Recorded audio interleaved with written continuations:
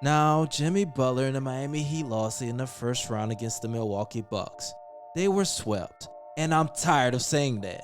Of course, we all know that they're coming for vengeance next year. And trust me, they will do everything in their power. Pat Riley will do everything he can to get NBA free agents to come to South Beach, and I commend him for that. He's a hard worker. He hasn't given up on this team for years. He ended up making an NBA Finals appearance, and we all know that all he wants is to win one more championship ring. So with that being said, we know what the problems are for the Miami Heat. We know they need a point guard, and I really think they will be able to get two viable players, either Reggie Jackson or Cameron Payne that can be, I wouldn't say a big key factor, but he'll be able to set up some guys in the offense. But the biggest and the most important thing that the Miami Heat need is size. They need to develop their players, and on the developmental side, I know it's coming. But as far as the big men, I'm not too sure. Of course, if you looked at the thumbnail, I really believe that they can get Andre Drummond, and we all know what he brings to the table. Last year, between the Cleveland Cavaliers and the Los Angeles Lakers, he averaged 14.9 points, 12 rebounds, and 2 assists. And on top of that, he averaged a block a game and 1.37 steals. So we know on the offensive side, he could use a little bit of work, but he can dominate the glass and get those offensive putbacks. And on defense, he can block shots, clog the lane, and that's something that you really want in this Miami Heat roster. A guy that can work hard, hustle every single possession. He's not Hassan Whiteside. So if they get him, that will be the biggest big man pickup that they can do.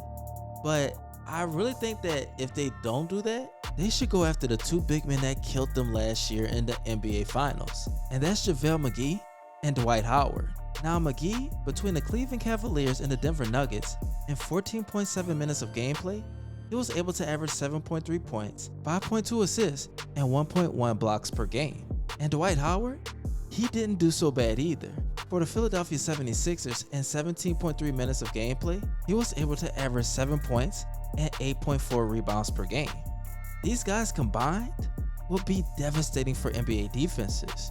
You can sub them in at any time, and on top of that, they are dangerous in the pick and roll. Now, whenever it comes to these two, I really believe that one of them will return to the Los Angeles Lakers. That's what I think Dwight Howard will do. But if you can get either one of these guys and still get the cap space to sign a point guard, they can still try to get Kawhi Leonard, even though I think he won't leave because of that injury.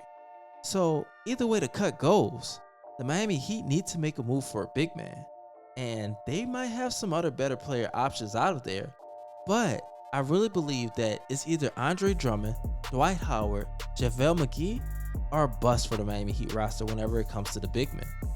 Now, before I head out, you guys, I do have 2 questions, but first make sure you follow my main ScottyIce channel.